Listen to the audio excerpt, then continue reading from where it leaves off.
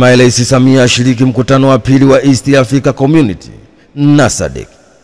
Rais wa Jamhuri ya Muungano wa Tanzania Daktari Samia Suluhu Hassan akishiriki mkutano wa pamoja wakuu wa nchi serikali Jumuiya ya Afrika Mashariki East Africa Community na Jumuiya ya Maendeleo Kusini mwa Afrika SADC uliofanyika kwa njia ya mtandao Ikulu ndogo Mkanyageni Chake Chake mkoa wa Kusini Pemba.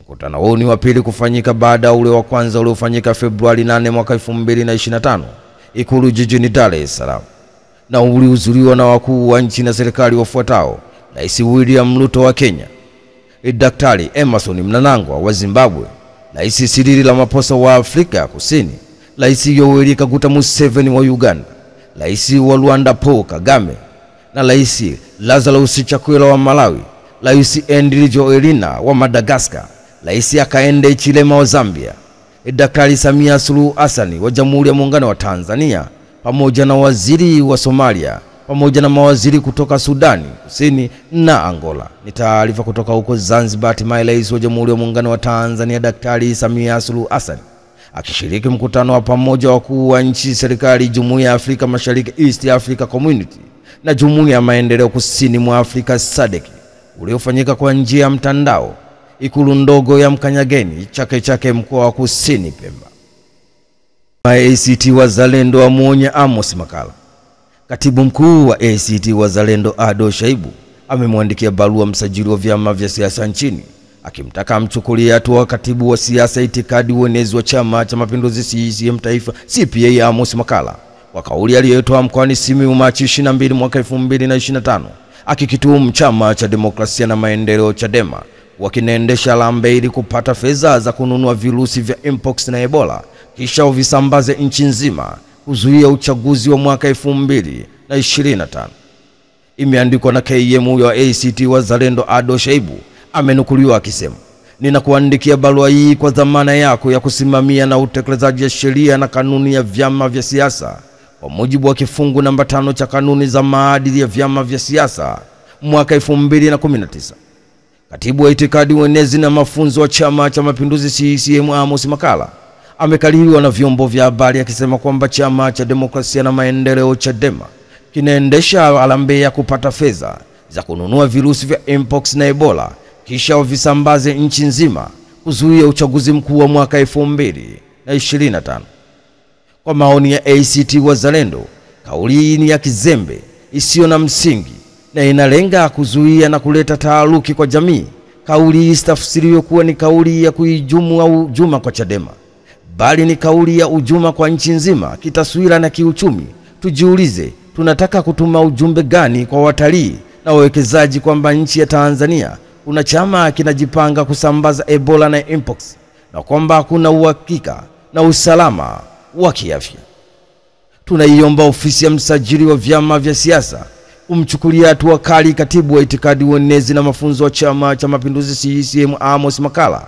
Hatua hizo zihusishe kumtaka ajieleze, kufuta kauli hiyo na kuomba radhi hadharani. Ofisi ya msajili wa vyama vya siasa inaweza kuchukua hatua kali nyingine zaidi za kisiasa.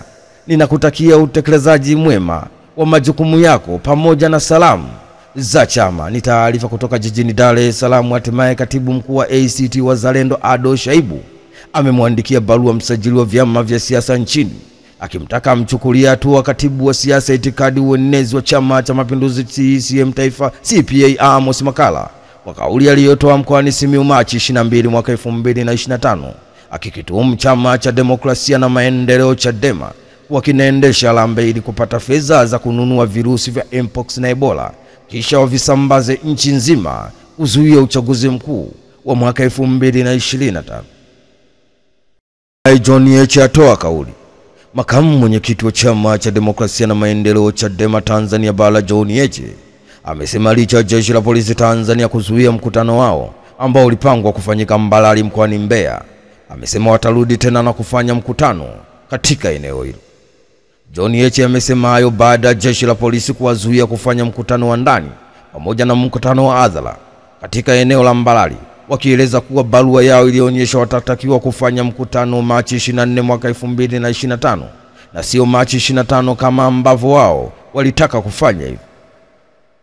John Heche ameendelea kusema kuwa ni kweli awali barua yetu ya chama ilionyesha tutafanya mkutano tarehe 24 mwezi wa 3 mwaka 2025, lakini licha ya kumuomba na kukubaliwa na mkuu wa polisi wilaya Mbarali na tutatakiwa kuandika barua ya kurekebisha tarehe 25 mwezi wa 3 mwaka 2025 mikutano yao itafanyika pale eneo la Mbarali, walishangaa jeshi la polisi limewazuia kufanya hata mkutano wa ndani, huku wakimzuia Heche hata kushuka kwenye gari lake.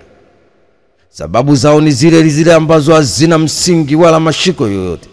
Wanasema barua yetu ilisema, lakini wamezuia mpaka mkutano wa ndani, ambavyo kisheria au hitaji kuandika barua. Kwa hiyo ni hofu ya kujaribu kuihujumu. No reform, no election. Wala hatuna wasiwasi, tutaendelea na mapambano. Tumesalimia wananchi, tumewaomba wananchi kuzungumza nao tarehe 31.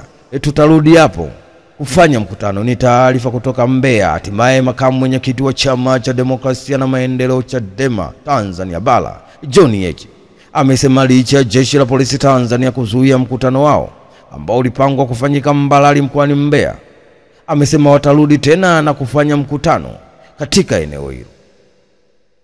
Papa Francis aliruhusiwa kutoka hospitali. Taarifa rasmi kutoka Vatican zimethibitisha kuwa Papa Francis ameruhusiwa kutoka hospitalini na anatarajiwa kurejea Vatican ili kuendelea na uweni yake huko nyumbani kwake. Kwa mujibu wa madaktari waliokuwa wakimshughulikia kiongozi huyo wa kanisa Katoliki, wameeleza anaendelea vizuri na hali yake ya kiafya inaridhisha, hivyo hakuna sababu ya kuendelea kubaki hospitali. Imeelezwa kuwa Papa Francis atarejea kwenye makazi yake ndani ya jiji la Vatican na ataendelea na mapumziko, huku akifuatiliwa na madaktari wake wa karibu. Ingawa anarejea nyumbani, ameshauriwa kupunguza shughuli nzito, kupumzika zaidi ili kurejesha nguvu kikamilifu. Aidha, Papa Francis mwenye umri wa miaka 88 amekuwa na changamoto za kiafya katika miaka ya hivi karibuni, huku mara kadhaa akilazimika kulazwa kwa uchunguzi na matibabu. Lakini licha ya changamoto hizo, anaendelea kuongoza kanisa Katoliki na kushiriki katika mikutano na hafla muhimu kwa kadri yake inavyoruhusu. Kurudi kwake Vatican kunatarajiwa kuleta faraja kwa waumini wa kanisa Katoliki duniani kote waliokuwa wakifuatilia afya yake kwa ukaribu. Ni taarifa kutoka huko Italy. Taarifa rasmi kutoka Vatican zimethibitisha kuwa Papa Francis ameruhusiwa kutoka hospitalini na anatarajiwa kurejea Vatican ili kuendelea na uweni yake nyumbani kwake. Kwa mujibu wa madaktari waliokuwa wakimshughulikia kiongozi huyo wa kanisa Katoliki, imeelezwa anaendelea vizuri na hali yake ya kiafya inaridhisha, hivyo hakuna sababu ya kuendelea kubaki hospitalini. Daktari Silale Jea Chadema Lissu ampokea. Aliyekuwa katibu mkuu wa Chama cha Demokrasia na Maendeleo Chadema Taifa na mgombea urais kupitia chama hicho, Daktari Willibrod Slaa, amerejea katika Chama cha Demokrasia na Maendeleo Chadema na kupokelewa na mwenyekiti wa chama hicho taifa Tundu Antipas Lissu katika uwanja wa Rwandanzowe Mbeya, ambako chama hicho kinazindua operation ya No Reform, No Election katika jiji la Mbeya. Ni taarifa kutoka huko jijini Mbeya. Hatimaye aliyekuwa katibu mkuu wa Chama cha Demokrasia na Maendeleo Chadema Taifa na mgombea urais kupitia chama hicho, Daktari Willibrod Slaa, amerejea Chama cha Demokrasia na Maendeleo Chadema na kupokelewa na mwenyekiti wa chama hicho taifa Tundu Antipas Lissu katika uwanja wa Rwandanzowe ulioko huko Mbeya, ambako chama hicho kinazindua operation ya No Reform, No Election katika jiji la Mbeya. Na hatimaye waasi wa M23 wagoma kuondoka Walikale. Kundi la waasi wa M23 linaendelea kushikilia mji muhimu wa Walikale mashariki mwa Jamhuri ya Kidemokrasia ya Kongo, licha ya awali kutangaza mpango wa kuondoka ili kutoa nafasi kwa mazungumzo ya amani. Kundi hilo la M23 lilitangaza Jumamosi kuwa limeanza kuondoa vikosi vyake nje kidogo ya mji wa Walikale ili kuweka mazingira mazuri ya amani na mazungumzo ya kisiasa. Lakini hata hivyo, kundi hilo limesema halitaruhusu jeshi na serikali kurejea katika mji huo wenye wakazi takriban 60,000. Lilionya kuwa mashambulizi ya uchokozi wowote utatafuta moja kwa moja uamuzi mgumu. Wanajeshi wa serikali ya Kongo walisema Jumamosi jioni kuwa watafuatilia kwa makini uondokaji huo wa M23 na watachukua hatua yoyote ya kijeshi, wakiwataka wanamgambo wanaounga mkono serikali wafanye hivyo, na pili kupunguza mvutano. Waziri wa mambo ya nje ya DRC Therese Kainyarwanda alisema wanatazama kuona ikiwa kweli M23 itaondoka na kuipa kipaumbele njia ya mazungumzo. Siku ya Jumapili, wakazi wa duru la kijeshi mjini Walikale waliripoti kuwa hawapakuwa na mapigano yoyote katika eneo hilo lililokuwa linashambuliwa vikali hivi karibuni na ndege za kijeshi za Kongo. Mkazi mmoja alisema walipoamka hali ilikuwa tulivu na M23 bado walikuwa mjini humo. Hata hivyo, mapigano yaliripotiwa kati ya M23 na wanamgambo na wazalendo wanaunga mkono serikali katika mkoa jirani ya Kivu Kusini. Ni taarifa kutoka huko DRC Kongo. Kundi la waasi wa M23 limeendelea kushika mji muhimu wa Walikale, mashariki mwa Jamhuri ya Kidemokrasia ya Kongo, licha ya awali kutangaza mpango wa kuondoka ili kutoa nafasi kwa mazungumzo ya amani.